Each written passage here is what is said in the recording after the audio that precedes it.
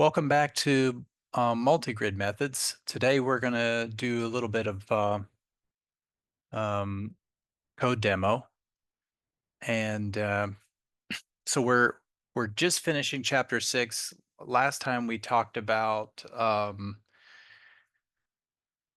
some very simple simulation results.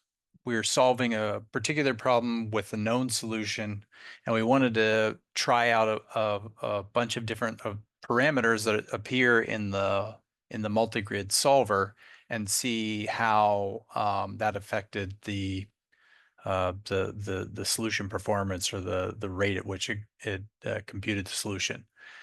So if you want, you can follow along. You can download this code. Now it's slightly different than the code that was in there previously. I tweaked it a little bit to make it hopefully a little bit more readable, a little bit more clear. And you can download this code from the GitHub site, the GitHub repo, which is associated to this course. So it's under it's in the information in Canvas, and so you can find it there. So that'll give you the link, and then you can go over and grab the code if you want. It's also the same code that's typed up in the lecture notes, so you can follow along in the lecture notes if you want to do that, or you can just watch your screen as we go and play around with this code a little bit later. So the main driver for this code is a Matlab script called Poisson 1D-MG. So that I've got opened up here in my editor.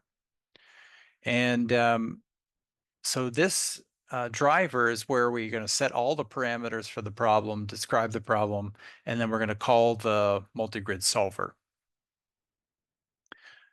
So the first thing I want to do is I want to indicate the number of degrees of freedom in my mesh. So this is a one-dimensional problem, and the number of degrees of freedom is this variable NL, N capital L. It's one less than a power of 2, so I set that to be 256. HL is 1 over that number because we're on the domain 0 to 1. So the domain length is 1. And our grid size is 1 over NL plus 1, so 1 over 256. Capital L is 7, so that's the number of levels in my mesh. So level 7 is 255. I'm often just gonna not worry about the 255, and I'll just say 256. So think about it as a power of 2.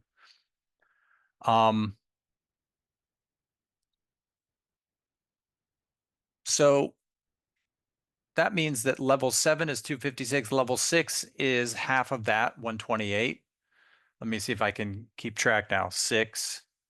Level 5 is going to be 64.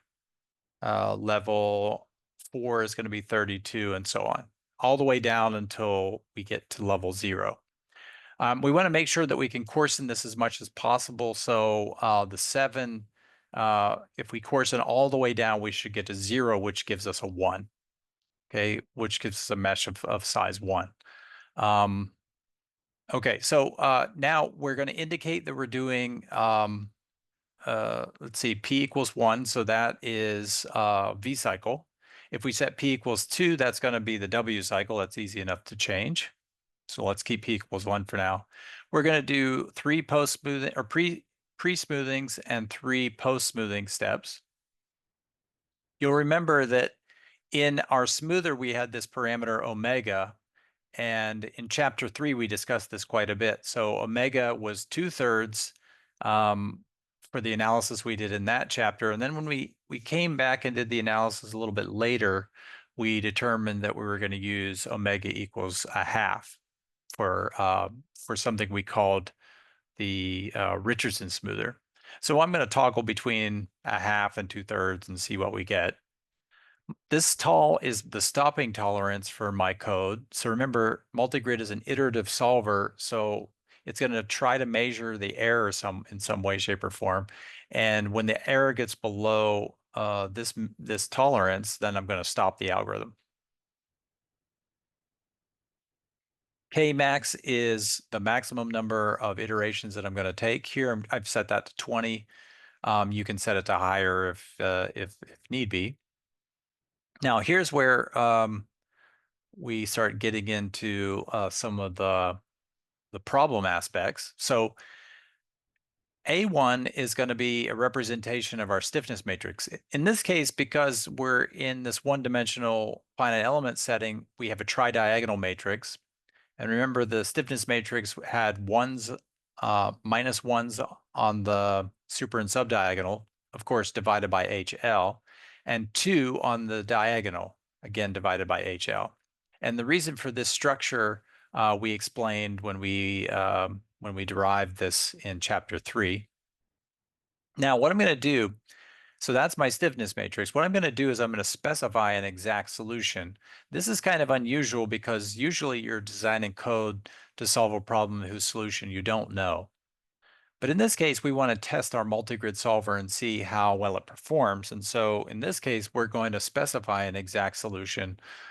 In this case, we're going to specify it to be the exponential of the sine 3 pi x minus, and the subtraction of 1 is simply because I need to have 0 boundary conditions, Dirichlet, 0 or Dirichlet boundary conditions.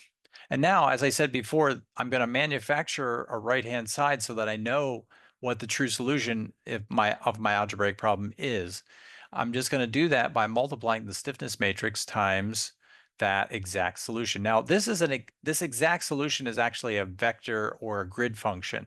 It's not defined for every point x. It's defined only for point x's, for those points that are in my mesh. And my mesh is determined by this little call here, by this definition here, linspace.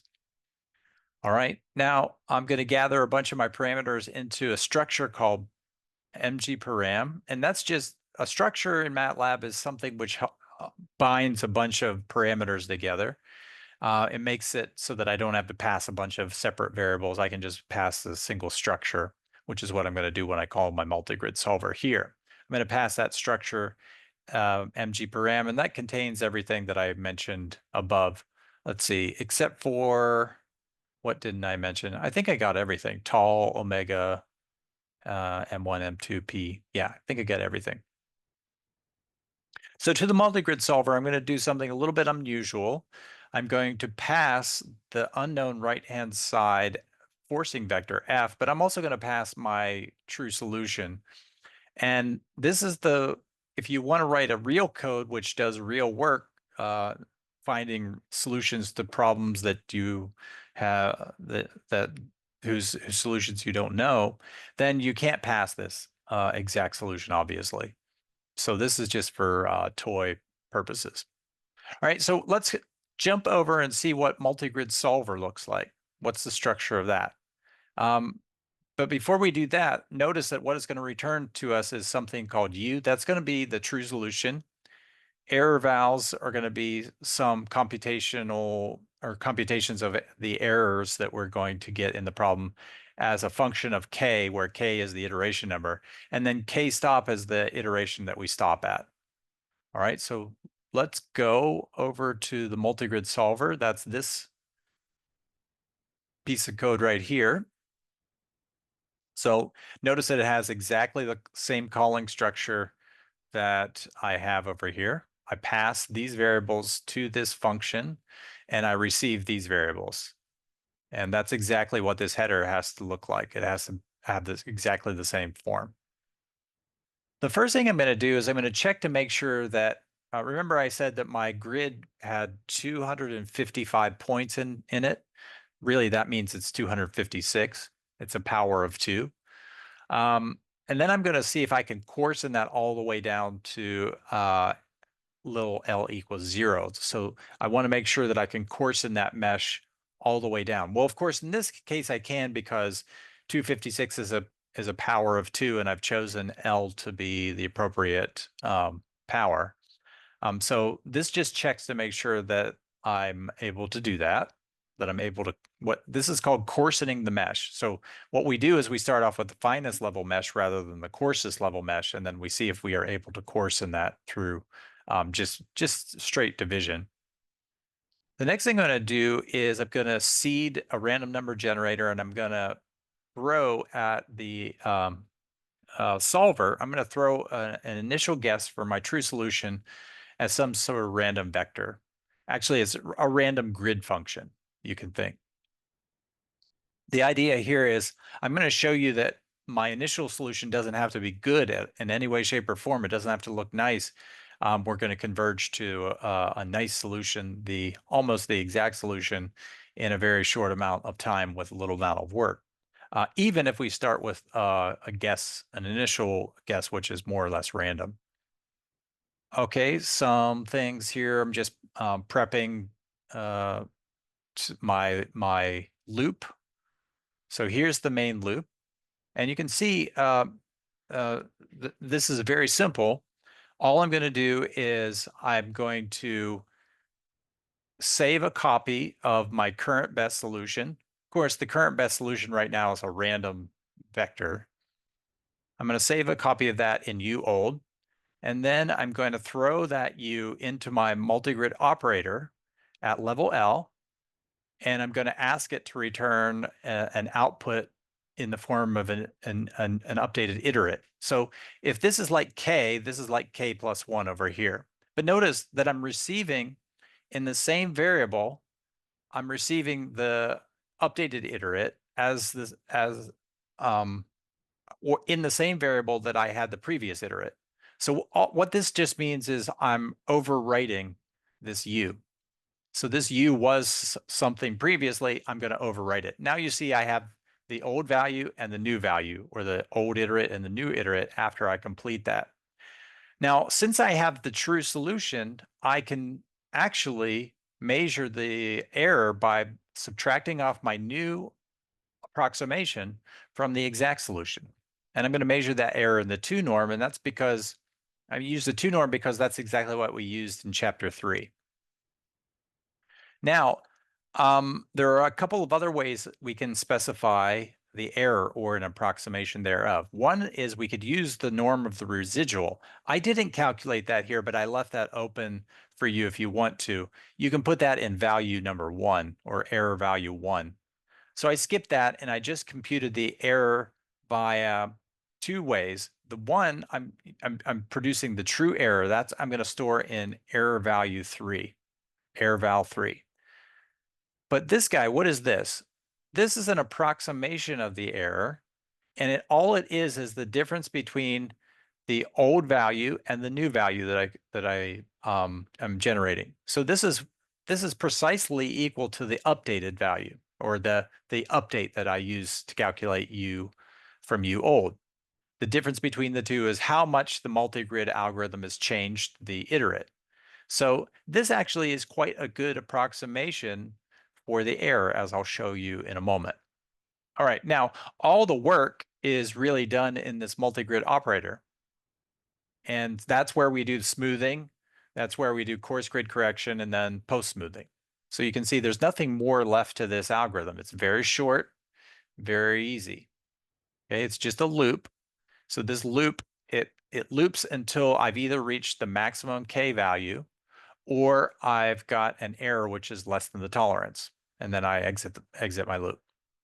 Okay, so we need to see, what is this multigrid operator doing? As I said, the multigrid operator is really the heart of multigrid. It's not very long either. It's only 21 lines long. I receive in some information. I receive in a forcing function, which I'm going to call G. I receive an approximation, which I'm going to update, and I receive a level number. Okay, and of course, all the parameters for my multigrid method that I don't want to list in order. I just want to have them in the structure. Right, so if my level is at the 0 level, what I'm going to do is I'm going to calculate my update by just inverting the stiffness matrix at level 0. That's easy enough to do. So what we do is we take our stiffness matrix at level 0. It's going to be a tridiagonal matrix. Okay, the same one as before, only it has NL entries instead of a lot of entries, it probably only has 2 or 3 entries, right? Okay, so that's a very small matrix, 2 by 2, 3 by 3, something like that. And I'm going to get my solution by inverting. Multiply AL inverse times G. So in case you've never used Matlab before, this is how you multiply an inverse. Actually, it doesn't mean multiply the inverse. It means solve that system. That's the so-called backslash operator. And it uses, I believe, an LU factorization to do this. So it does something that's more sophisticated than doing a basic inverse. So that's what it does if the level number is equal to 0. Okay, it just inverts the stiffness matrix and solves the problem directly. However, if the level is not equal to 0, then what it does is it goes through the usual sort of stuff. It smooths the solution. Okay, so this is our relaxation or smoothing step, whatever you want to call it.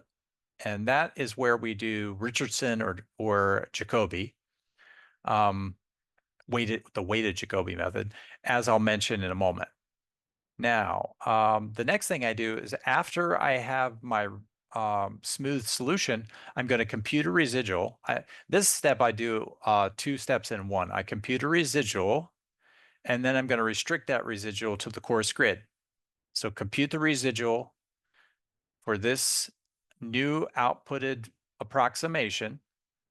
Then I'm going to compute the residual and calculate the restriction of that to get a coarse grid residual. Okay. RES. I changed that in another code to something like coarse grid residual. So I think I'll change it here too, right? Because I like that better. CGR or CG, what should I call it? CGR? Yeah, sure. CGR is fine. All right, so that's the coarse grid residual. Now the coarse grid correction is just, I'm going to set that to be equal to 0 to start with. Okay, the coarse grid correction is going to be the output of my multigrid operator at the lower level. Now, since I changed that variable above, I need to change it here as well. So this needs to become CGR, coarse grid residual. All right, so this has the same structure as the multigrid operator, but it's called at the lower level, right? It's called at level L-1 at the coarse grid level. Again, we're going to pass a right-hand side function, an initial guess, and then we're going to update that. Now, what we do in a W cycle is we're going to do this twice. So we're going to start with the guess is 0, and we're going to update it and get something which is non-zero, throw that back in here, and do this operation one more time, and it updates it twice. Okay, so whatever we get from this operation, though, the final step, again, what we do is we throw a guess, and then we overwrite this variable to be the new guess. So that's a common practice in programming and computer science. You don't have to introduce a new variable every time you do a computation. You can overwrite a previous variable that you don't need. Well, now I've called my multigrid algorithm a few times according to the size of P. If P is equal to 1, I only call this once. That's the V cycle. So in any case, I get this updated value CGC, and I'm going to prolongate that to the fine grid and then add that onto U, and that gives me my corrected value of U. That's the coarse grid corrected value of U. So this is in the algorithm that we have in the book and in the lecture notes, this would be U2. And of course, the U after smoothing is called U1. Now we're going to smooth this a second time, but now we're smoothing after we've done the coarse grid correction. So we're going to apply smoothing to that guy. And notice once again, once we put that approximation in our algorithm smoother, we put it back, or in other words, we overwrite the same variable with the updated value. So that's what we're doing here. All right, that's it. After you exit out of this, then you return the control back to the upper level. Okay, so this guy is it calls itself, and so what we call this is a recursive calling routine or a recursive routine because it calls itself, but at a lower level. Okay, so that's the nature of multigrid. It's recursive. Let's explore a couple of these functions that are a part of this multigrid operator, the heart of this. So we've got smoothing, we've got restriction operator, a prolongation operator, and what else? That's about it. I guess residual is another one. Residual. So how do we compute these things? All right. So let's have a look at the smoothing first. Smoothing. Okay. So smoothing, it's going to take in a U. Of course, it's got some sort of right-hand side vector associated in the problem. And what we're going to do is we're going to perform a couple of iterations according to the size of M of our Richardson, or if you want to think about it not as Richardson, but as weighted Jacobi, we're going to use that as our smoother.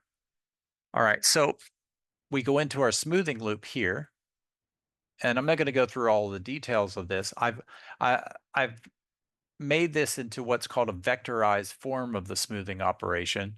So we're going to come back to this when we talk about chapter 7.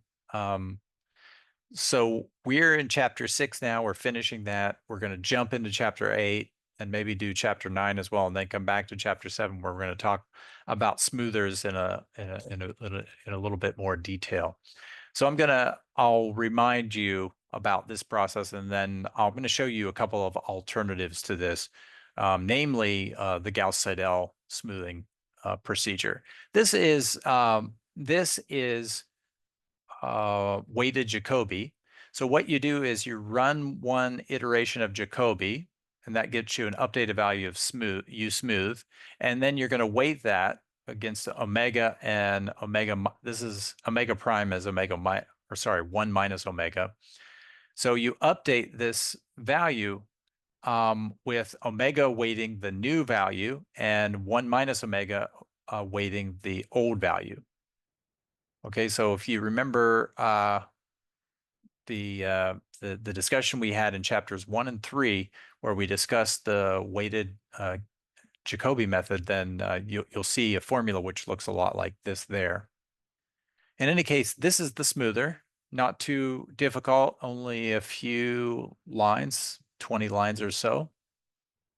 This does the Richardson's method, or another way of another name for it is the weighted Jacobi. So, all right, so that's the smoothing step. What about prolongation and restriction? Restriction operation, again, I've vectorized it here, so I've made it a little bit obscure what it's doing. But go back to chapter 3 if you want to see what the description of the restriction operator was in the case of the one-dimensional finite element setting. So it's a very short piece of code, and the prolongation is almost equally short piece of code. This is where we're taking a finite element function, and I don't have my my notepad to make notes on this, but so this is where I have a finite element function on a coarse grid, and I have to push the degrees of freedom into the fine grid. And so one of the processes I have to do is an average, and then the other process is just a reassignment of points, or just pushing those points up directly. So this is explained in full detail in chapter 3, so I don't want to go into that too much more. All right, I think I've explained pretty much everything. The main driver is Poisson 1D MG. So that calls the multigrid solver in this line. Multigrid solver then checks a couple of things, like checks to make sure our mesh is we can coarse in the mesh the number of times we've indicated. It sets the initial guess as a random vector, and then it goes through a loop where it calls multigrid operator from the finest level a bunch of times. So remember, we talked about the full multigrid method, and we also talked about the basic multigrid method. So this is just basic. This is not the full multigrid process. So if you're interested, you can write a quick little code for the full multigrid operator. It's not hard to do, but it involves these pieces. This one we're calling the multigrid operator from the finest level. Okay, that's where we're starting things. And then, of course, once we go to the lower levels, this multigrid operator is going to call itself a bunch of times. It's going to recursively call itself. And of course, I already mentioned the smoothing, restriction, or prolongation operations. But the basic structure of the multigrid operator is first you do smoothing, then you calculate a residual, you restrict the residual to the coarse grid, then you call the multigrid operator on the coarse grid either one time, if p is equal to 1, that's a V cycle. If p is equal to 2 or higher, that's a W cycle. Then I get the output of that coarse grid correction process, and I add that onto the current best solution U. That's called correcting with the coarse grid correction, or the coarse grid corrected solution. In our algorithm, this was U2. And then to get U3, I smooth once again using post-smoothing. Now you can use a different number of smoothing iterations for pre-smoothing that you use for post-smoothing. There's not much reason to do this, but you can if you want to see how things turn out. So that's what we're going to do next. We're going to see what of our various choices of parameters gives us in terms of convergence rates and the speed of the algorithm. So when I'm in this Matlab script called Poisson 1D MG, notice that that's not a function that's in the same way that all the rest of the routines are. The rest of the routines are all functions. Only this one is a script. Okay, it doesn't need to have the structure of a function because it's going to call other functions. All right, so again, we set up the true solution, set up our basic parameters, and then we call this thing. So let's see how this works. So if you're in this calling script, Poisson 1D MG, all you have to do is hit the run button, and it's going to produce two figures. The first figure is the computed solution. So this is exactly what that solution exp sine 3 pi minus 1 looks like. Okay, some sort of wave. And of course, the thing we started with in this case was a solution, an initial guess, which was a completely random, it's a complete random garbage, more or less.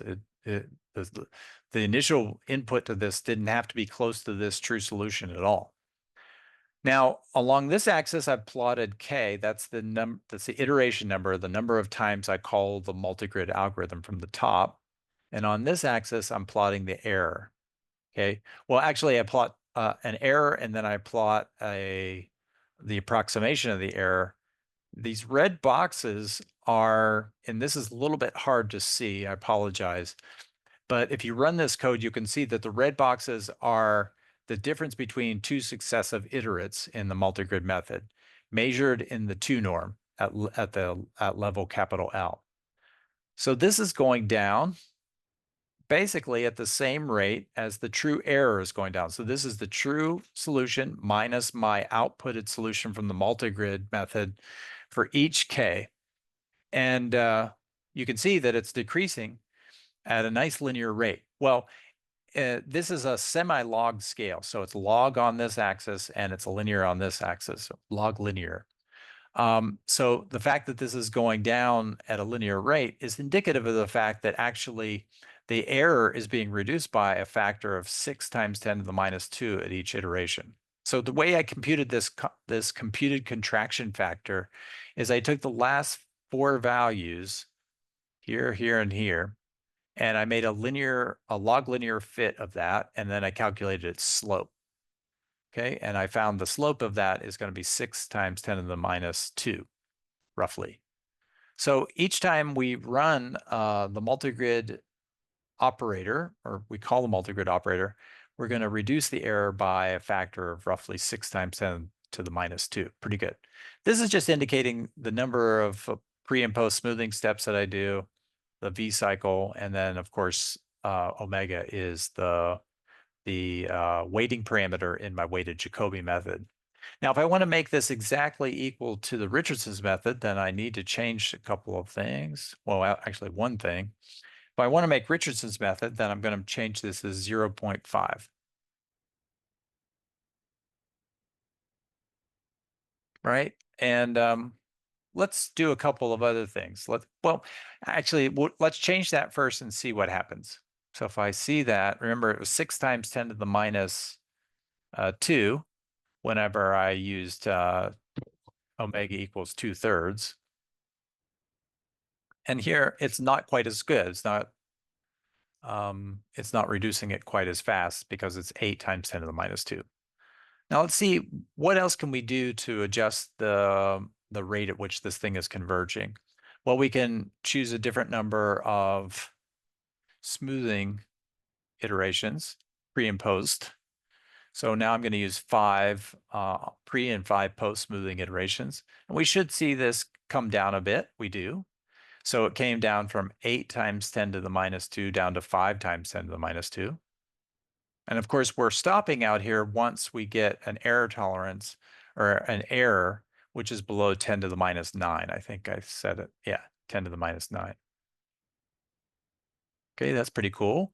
So what else should we do? Well, I guess one thing we could do is let's make P equal to 2. Let's see what happens whenever I use the V cycle or the W cycle. That's easy enough to change. So let's make this P equals 2. I hope it works. Let's reduce the number of smoothing iterations. Let's make this 1 and 1. What else should we make? Let's take this tolerance down a little bit. Let's see if we can go all the way down to 10 to the minus 11. See what we get. Okay, so we're only doing what? We're doing only one pre and post smoothing step. So the contraction factor is not that great anymore. It's 2 times 10 to the minus 1. But it's still reducing. Everything's going down at a nice clip. But notice that we're converging even when I have just one pre and one post smoothing iteration. That should improve if I do 2. And notice it's taking a lot more iterations, but I also made my stop ring tolerance a lot smaller. So that's requiring a lot more computational work. So now the computational rate of convergence improves to 8 times 10 to the minus 2 just by doing one more smoothing operation pre and post. So now instead of doing one pre and post smoothing operation, I'm doing 2 at each step. All right, and I get a fairly nice contraction. And again, in this case, this error estimator in the red, that's just obtained by doing the norm of the difference of 2 subsequent iterates. And so it's converging at the same rate, and it's greater than the error. So it's a good error. That's what we call a good error estimator. It's above the true error, and it decreases at roughly the same rate. So that's telling us that we could use this as a stopping criterion for our algorithm. There are other ways of stopping the algorithm too. For example, you can use the residual, the norm of the residual as a way of stopping the algorithm. And if you're interested in seeing how that goes, you can plot that. When I go through chapter 7, I'll show you what it looks like to use all 3 of these in combination to check how well the algorithm is doing. All right. Maybe is there anything else you guys want to see? You can use your voice to let me know if there's anything else you want me to test.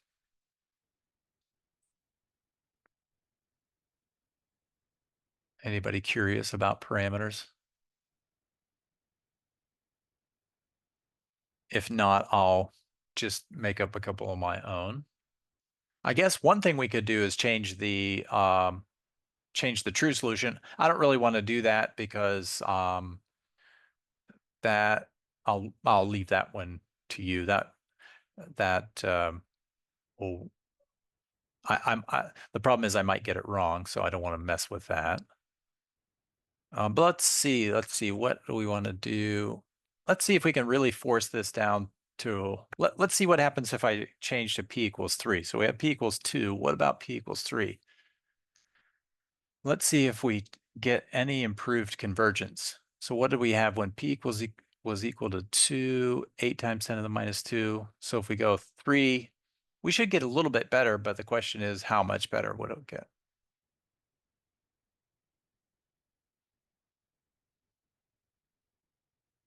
Not at all. Not at all better. Well, maybe just by a small amount in the second digit. What if we change omega, say from 5 to, let's go back a second, and let's play around with omega. So let's put p back to 1, that's V cycle. And let's put this back to 3. And let's just see what happens there. Okay, so we're going back to the V cycle. M1 and M2 are 3. Omega is equal to 0.5. I think we tested this already, but yeah. But now I want to do some variations on this. So we can change this to make it, let's try, what happens if I make omega 0.8? That's a pretty good error reduction rate, actually. But you'll notice that you start to get diminishing returns. If I make omega too large, see, it's converging at a much slower rate now. 2 times 10 to the minus 1 rather than 8 times 10 to the, or 6 or 8 times 10 to the minus 2.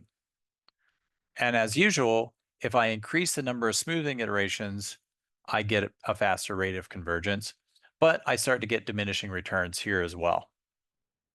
So if I do lots of smoothing iterations, so I'm converging at a faster rate, 3 times 10 to the minus 2. That's the smallest we've seen yet.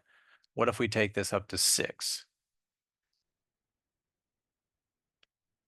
Oops, not 66, but 6 and 6. So it is still going down. Now, this represents a diminishing return of work because the main cost of the algorithm is the number of smoothing iterations that I do. So we emphasized this when we were calculating the work estimates for the full multigrid method. We emphasize the fact that the algorithm is dominated by the number of smoothing steps you do. So this is the primary cost of the algorithm. So when I make this larger, let's say if I take it from 3 to 6, that's means my entire algorithm is costing let's say it's 3 to 6, so 2 times more. So if it's not reducing the error by enough, then it's not paying for itself.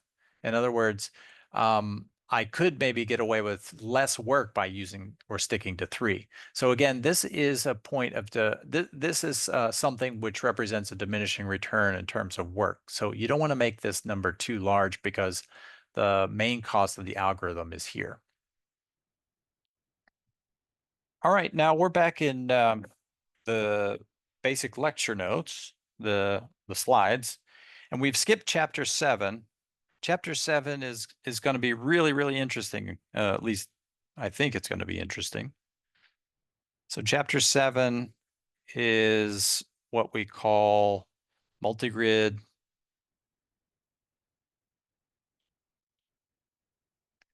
or cell-centered methods.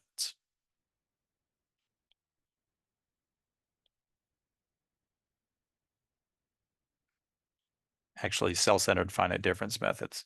We're going to skip that one for now. We're going to come back to that at a later point. Maybe after we finish chapter 9, we'll come back to that. So we have all of the stuff figured out and the code is written. We just have to write the slides and get that chapter written up.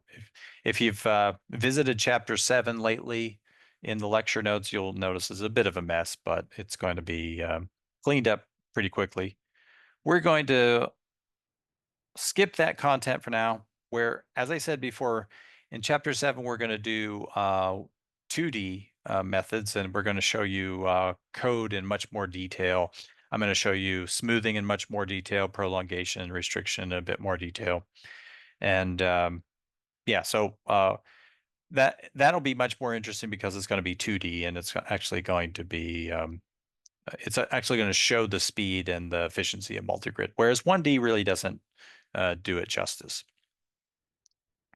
Now, in chapter 8, we're going to talk about multigrid as a multiplicative process. And so we're not going to really change anything from chapter 6 here. We're going to use all the same framework as was already in chapter 6. The only difference we're going to affect here is that we're going to view the multigrid error matrix in a slightly different way. We're going to try to write it in a slightly different way, which makes clear that multigrid is actually a multiplicative general linear iterative scheme. So remember, we talked in chapter 1 about additive general linear iterative schemes and multiplicative ones. So we're going to show that multigrid is a multiplicative general linear iterative scheme. Okay, so that's what we're going to try to do. And the way we're going to do this is we're going to show that the error has a nice breakdown, which makes clear that it's multiplicative. All right, so chapter 8. Actually, there's only one slide deck for chapter 8. It's going to take us a couple of classes to get through the material, a class and a half maybe. But there is only one slide deck. As I said, we're going to use the same structure that was in chapter 6. So it's going to be finite element. It could be 1D, 2D, or 3D, doesn't matter. However, the ideas here can be generalized to other landscapes. We don't have to use the conforming finite element method. It could be adapted for finite difference or what's called discontinuous Galerkin methods and things like that. All right, so let's get started by talking about what we mean by multiplicative or multi-level matrices. So remember, we had this object called the prolongation operator. But suppose I want to prolongate from a really coarse mesh up multiple levels to a really fine mesh. How would I do this? Well, it turns out all you need to do is collect all of the prolongation matrices going between levels and multiply them together.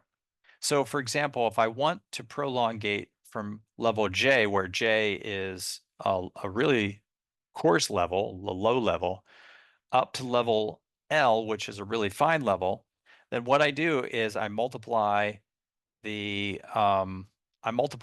this order these prolongation matrices. So I start with the one going from L minus 1 to L. See, and then actually no. I'm thinking about this wrong. I need to correct myself here. Okay, so we're starting on level J and we're trying to get to level L, right? And so we're going to apply a stack of prolongation operators. But we don't start here, actually. I misspoke. You have to start here, right? Because that's the first thing that's going to be applied to a vector if we multiply the vector. Okay, if we put a vector here, we need to put a vector here.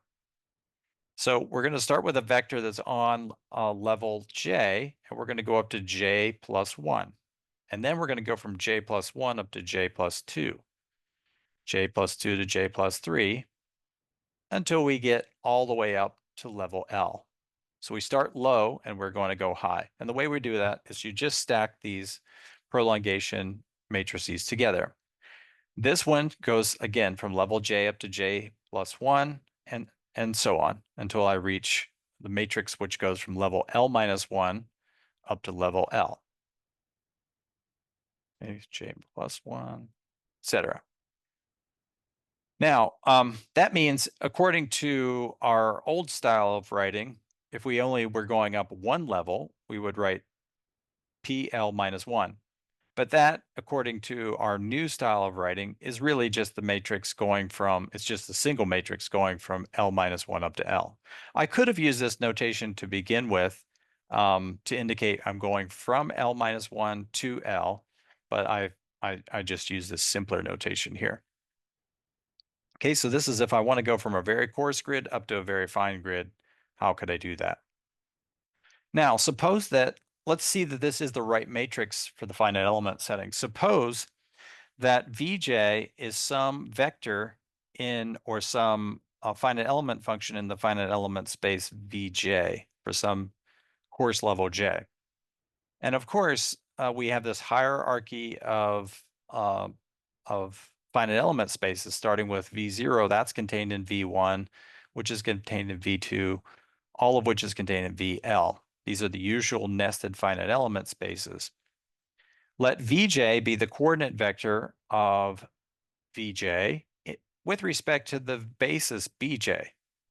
Then the unique coordinate vector of Vj in VL using the basis BL is just equal to this vector, PJL times VJ. So I'm leaving this for a homework exercise for you guys to show, but this kind of makes sense, and it makes sense in, you can check, it makes sense in the with the size of these matrices, so in a dimensional setting.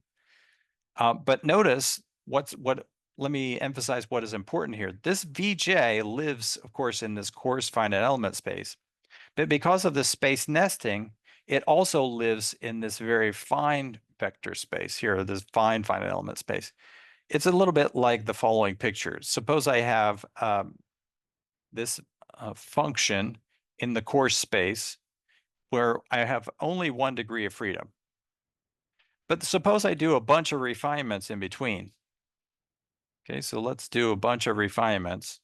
1, 2 refinements. Now I've got a function that is still in this fine space, this fine level space. But how do I get these point values which define it? Well, you get this through an averaging process.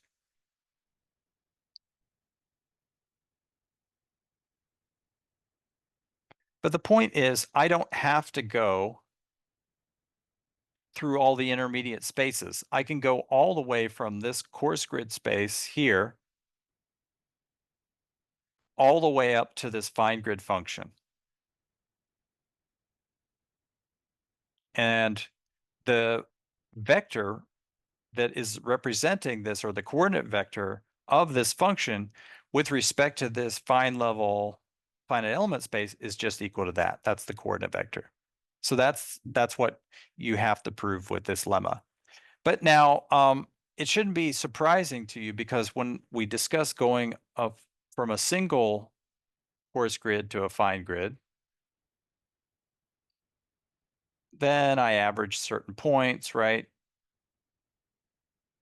And it was a very simple way to get the representation of this function in the finer level space.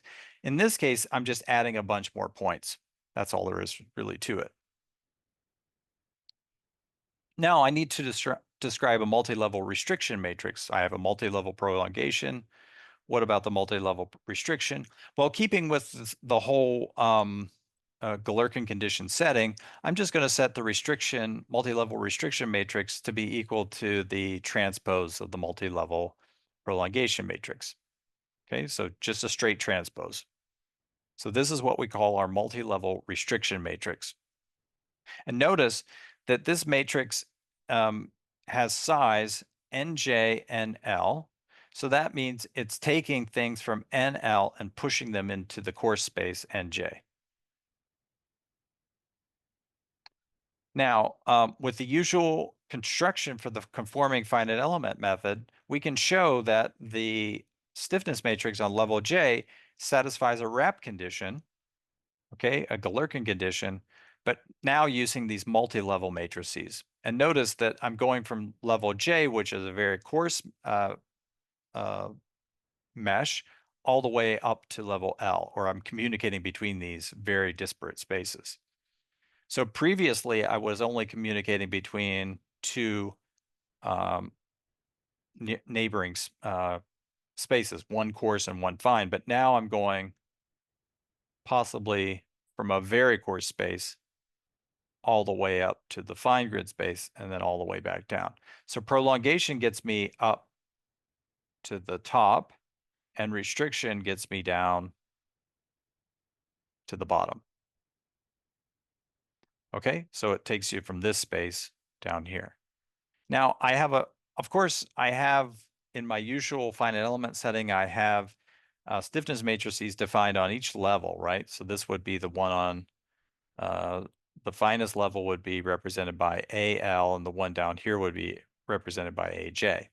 So how do I relate these two? Well, it's related through a wrap condition, just like this. So let's prove that. So we know that the Galerkin condition holds for every level matrix between J and L.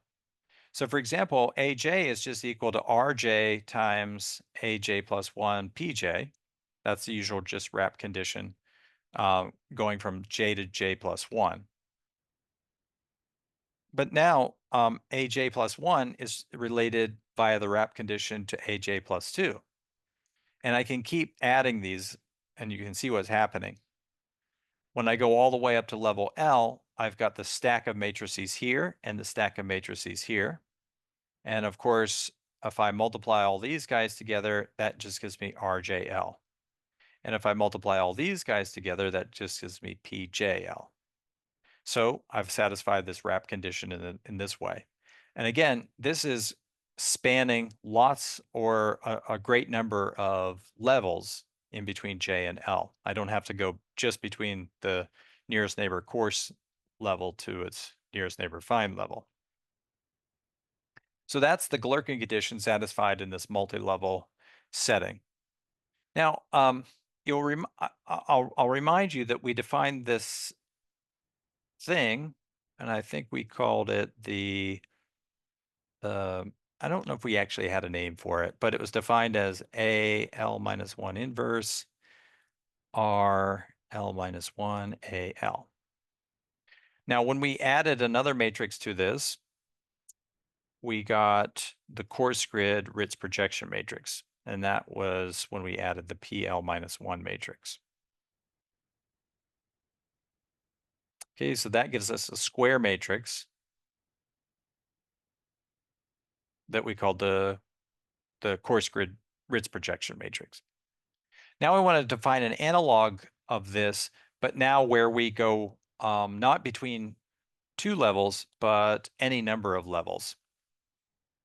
And of course, all we do is we're going to use the stiffness matrix on whatever level is in the basement, and then the restriction matrix, which gets us from the finest level down to that coarsest level, RJL, and then the stiffness matrix on the finest level. And of course, the way you should think about these when they're applied is this guy gets applied first, then this guy, then that. So ALJ, that's going to multiply a vector on the fine level space, say V in RNL. And then that gives us a vector of length NL. And then I restrict it down to a vector of length NJ. Then I take the inverse. That gives me ultimately a vector of length NJ. So this is my analog for this matrix. Now, we have, just like we had when we stacked those prolongation and restriction matrices, we can show that this new thing that we just defined is actually equal to a bunch of stacked matrices that I just defined. I guess these no-name matrices. So pi j plus 1, all the way up to pi l minus 1. So this is easy enough to prove. So let's start with the product on the right-hand side. Start here and show that we just get that. So if we stack all these operators against each other and use the definition of the pi j matrix, then of course we have that. And if I define or introduce the pi j plus 1 matrix, that is that guy. And you go all the way up to the pi l minus 1. But now notice that I get a collapse of a bunch of matrices because these guys are just the identity. There's going to be an identity here, an identity associated with that guy. And so that all that collapses. And all I'm left with is a string of restriction matrices. Okay. In between that, well, those are between AJ inverse and AL. And so that's precisely equal to pi JL, the thing I defined. This no-name Ritz, it's kind of like a Ritz projection matrix. All right, now let's define the multi-level Ritz projection matrix. And that is just by taking, well, remember, again, let me write my analog here for the previous case. This would be AL minus 1, RL minus 1, AL. That should get an inverse. And then when I multiply this by PL minus 1, I got something that we called the coarse grid Ritz projection. It's a square matrix. So that is PL minus 1, AL minus 1, inverse RL minus 1, AL. This is the so-called para condition or the para structure. That's what gives us the coarse grid Ritz projection matrix. Now, to get this with respect to this new object here that I just created, which spans a large number of levels, all I'm going to do is multiply this multi-level prolongation matrix PJL together. And then it's easy to see that according to the definition that I had previously, this guy is just going to be equal to that, this new object here, where I'm only going from level L minus 1 up to level L. So that's why I'm right. I chose to just use a single letter here because writing this was just a little bit too much. All right, now, again, we're referring to objects we defined back in chapter 6, so I'll remind you of these as we go through. So let A be the bilinear form that's defined on any one of these finite element spaces. And suppose that VL is the usual conforming finite element space on level L. Let J be a very coarse space and L be a fine space. Suppose that UL is in VL and is arbitrary. And suppose that UJ prime is equal to RJ UL. So this is the Ritz projection that we defined in chapter 6. I'll define that again momentarily. That's the Ritz projection that takes and finds an approximation for UL, but on the coarse space J. Suppose that UJ prime is so this guy lives in VJ. I'm going to call it UJ prime. And suppose that its basis or its vector, coordinate vector in the basis BJ is UJ prime with bold. Okay. So that's in this coordinate vector lives in RNJ as usual. Then if UL is the coordinate vector of UL in VL with respect to the basis, remember you always have to say what basis you're using when you write a coordinate vector.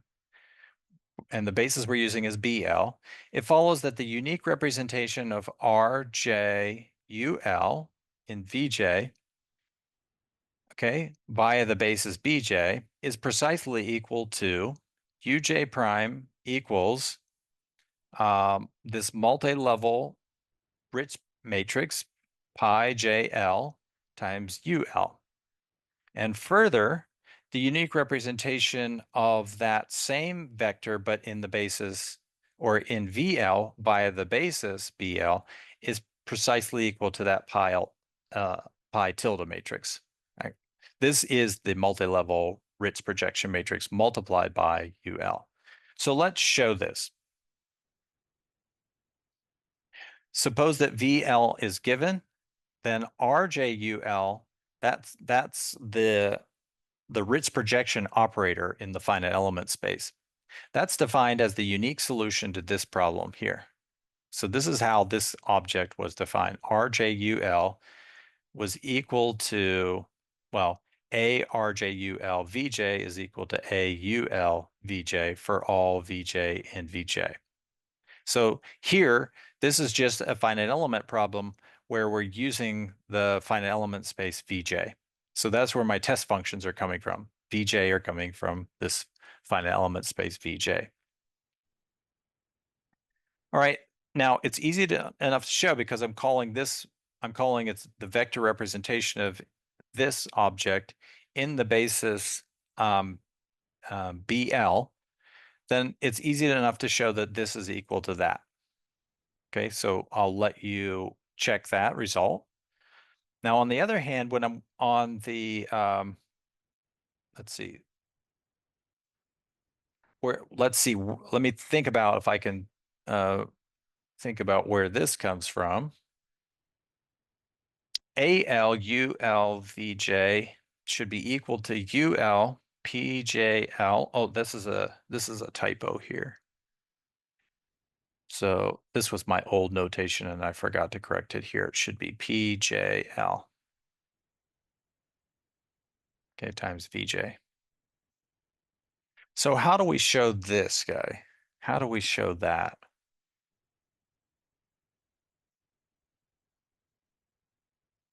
Well, let's see. Let me see if I can do it. This guy lives, this guy, I know it can be done. Let's see, can I do it here? Let's see.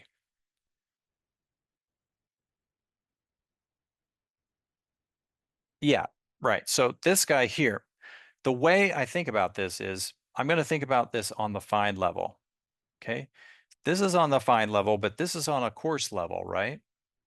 But this guy can be thought of as existing on the find level, right? It's a course, it's a course function, course finite element function. But remember, any course finite element function lives in the find level space. If I'm interested in finding its vector, then I simply need to use its vector representation in the find level basis. Okay. And now I'm only going to use this little relation, which you should remember. If I have AL, AULWL, then that's equal to ULWL, AL. That was by construction, okay? So this is something we showed by construction. Now, I'm going to replace this with VJ. What's its coordinate in coordinate vector in VL through the basis BL? Well, that's exactly equal to this guy here. So if I substitute that, UL VJ, that's going to become UL, and I have to use this coordinate vector here, but in the basis for BL, and that's going to be exactly equal to PJL VJ in AL. Okay, so it really follows immediately from this recognition here, and the fact that I know that VJ has this coordinate vector in BL. Okay, so it seems difficult, but it's actually not that bad. Of course, I do have to make this correction here, so should probably put that in red.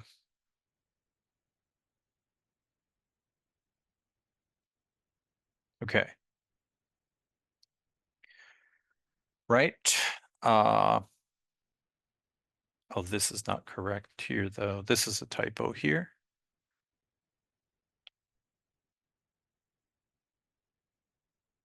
That should be BJ. All right.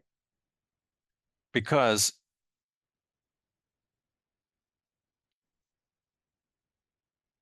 let's see, how do I want to, yeah, if I want to write it like this,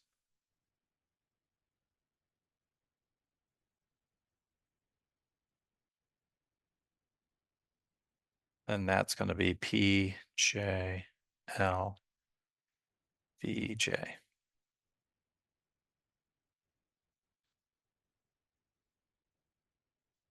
Okay.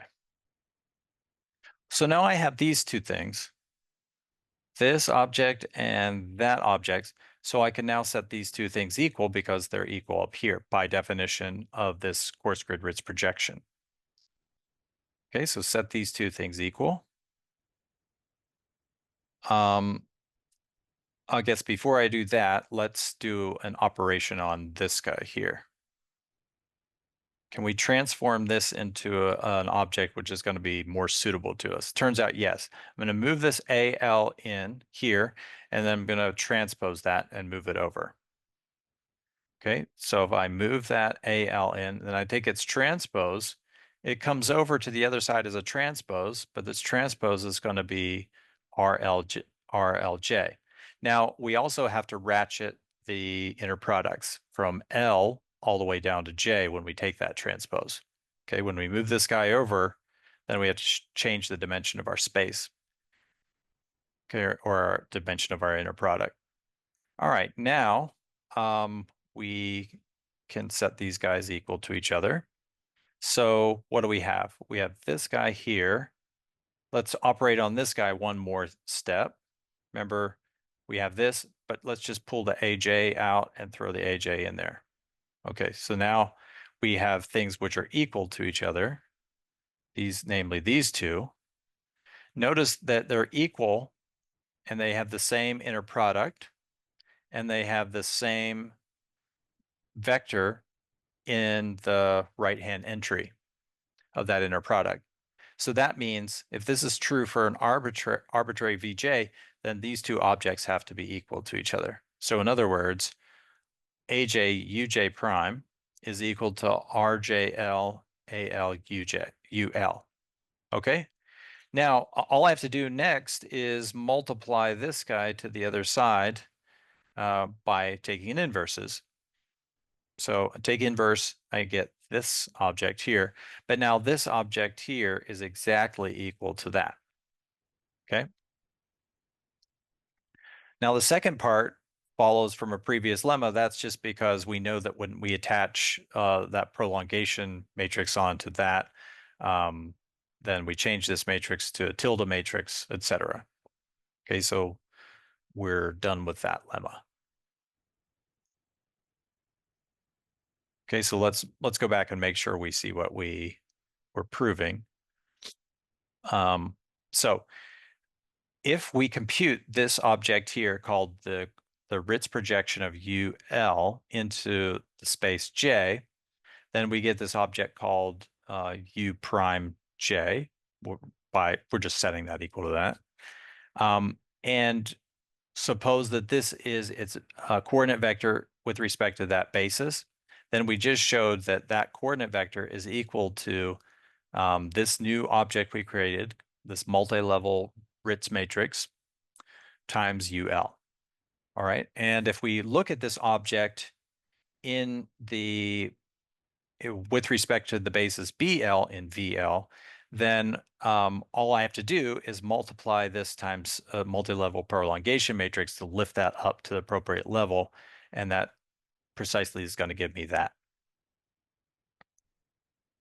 All right. We've got a couple of minutes left, and I think I can go through this last definition and this last remark, and then we'll stop here and pick up at this section in the next class. Now, this next object that we need, so we've already described the multi-level prolongation, multi-level restriction, and the multi-level Ritz projection matrix. Now we need something called a T matrix. So for any J, which is the coarse level index, which is a lot more coarse than L, the fine level index, I'm going to define this object called the T matrix, TJL, and it's a function of M in the following way.